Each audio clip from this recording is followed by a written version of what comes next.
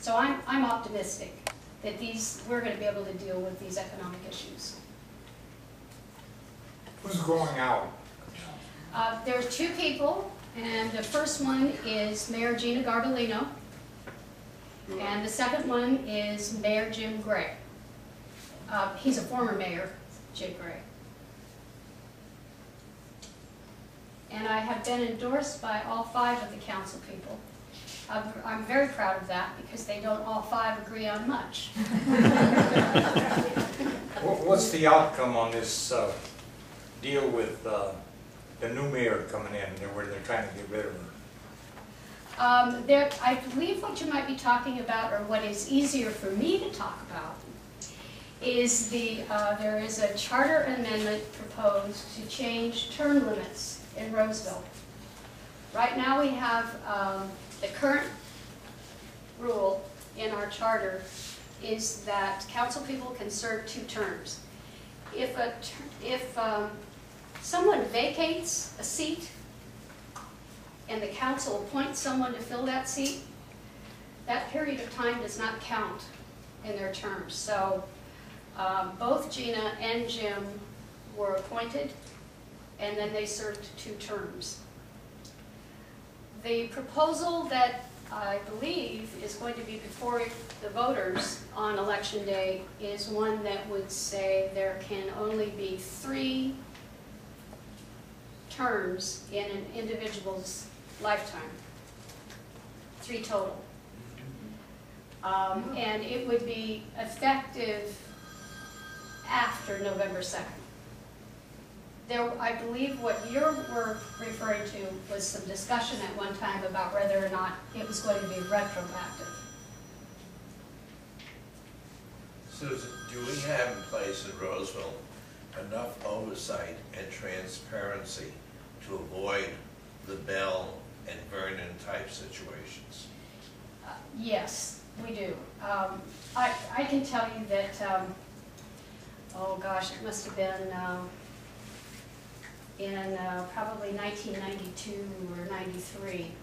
I had to be down at City Hall, and there was a big book on the counter, and I was waiting to get something at the counter, and I opened up the book because I like to see what's down there in the way of public documents. I opened it up, and there were everybody's pay grades. So I knew who was the senior planner and who was the engineer, and who, of course, who the city manager was. And it's all listed there in that book, and it's there for public record.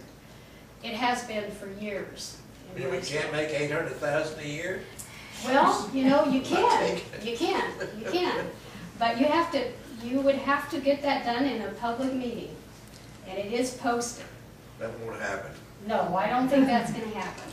Yeah, I am absolutely convinced that this media attention of that abuse in that community is going to oversensitize everybody for years to come on pay.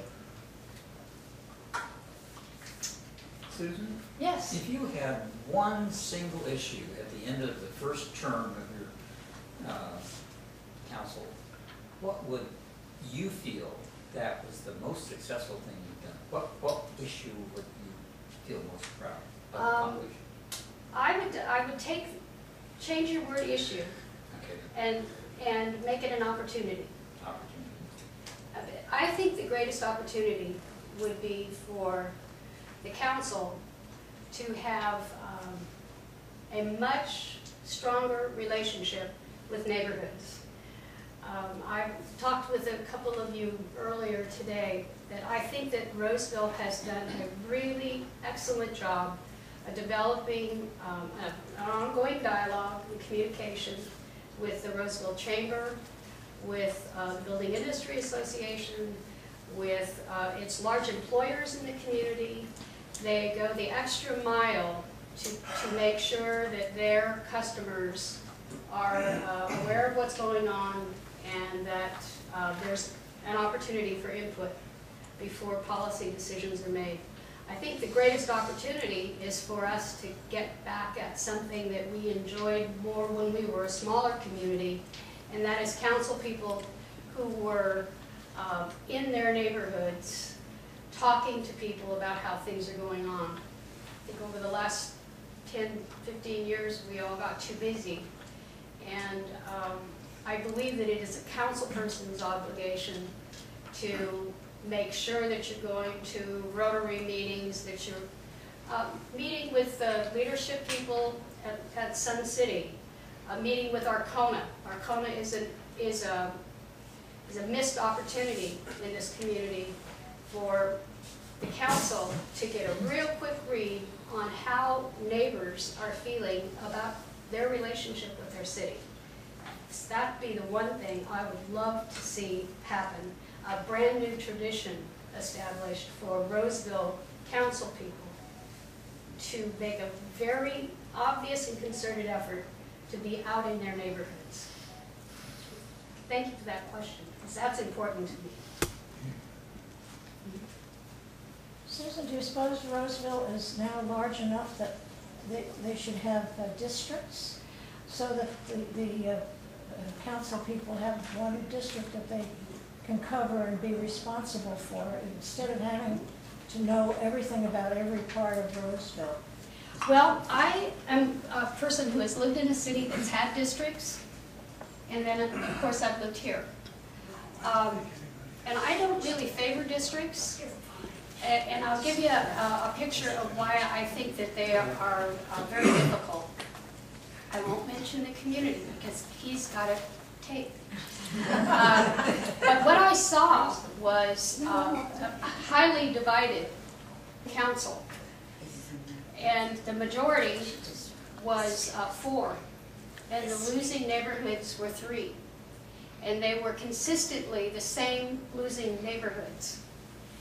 And you could visibly drive through the community and see that those 3 neighborhoods never had their parks taken care of, their roads were not taken care of, the level of police service in those communities was uneven. The people who happened to represent those portions of town that were the old downtown core got 0, got nothing. They had a lot of acreage that they represented, but they didn't have as many people. And it became a political game. And essentially, your tax money is used to play that political game. That was my experience with districts. I thought that they harmed the infrastructure and the upkeep of the community. So I personally don't think that we need to go to districts in town. From another perspective too, Placer County has 6 cities, and there aren't districts in any of these cities in this town, or in this county.